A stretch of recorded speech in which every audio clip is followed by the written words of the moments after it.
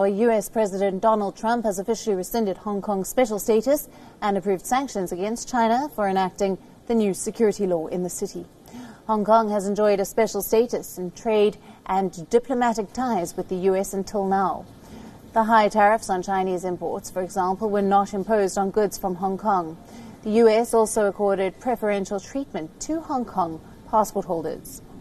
Now, all these special provisions have now come to an end with this executive order. Hong Kong and China will be treated as the same entity by the United States. No special privileges, no special economic treatment, and no export of sensitive technologies. In addition to that, as you know, we're placing massive tariffs and have placed very large tariffs on China. First time that's ever happened to China. Billions of dollars have been paid to the United States, of which I've given quite a bit to the farmers and ranchers of our country because they were targeted. Trump also signed into law the Hong Kong Autonomy Bill, which sanctions Chinese officials involved in imposing the national security law. The law specifically targets banks that deal with sanctioned Chinese officials. China has vowed to retaliate against the U.S., possibly with sanctions of its own. China said that the Hong Kong Autonomy Act maliciously slanders the security law. Beijing has already imposed sanctions on 3 U.S. lawmakers in response to the Uyghur sanctions. So, regarding the U.S. side signing the so-called Hong Kong Autonomy Act into law, we have released a statement.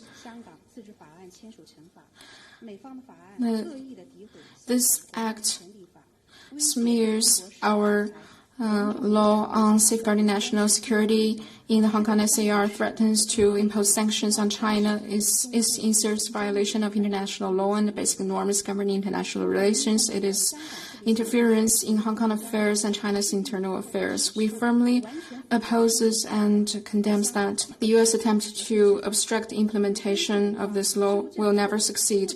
So China, to uphold our legitimate interests, will make necessary responses to sanction the relevant personnel and entities of the U.S. side. We urge the U.S. to correct mistakes and do not implement this act and stop interfering in China's internal affairs.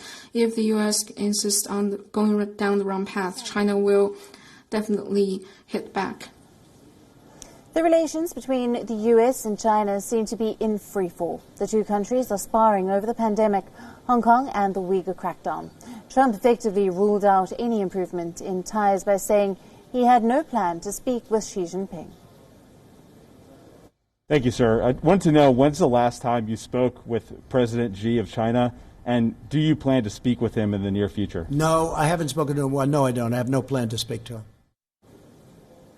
U.S.'s top diplomat Mike Pompeo also joined Trump in his criticism of China.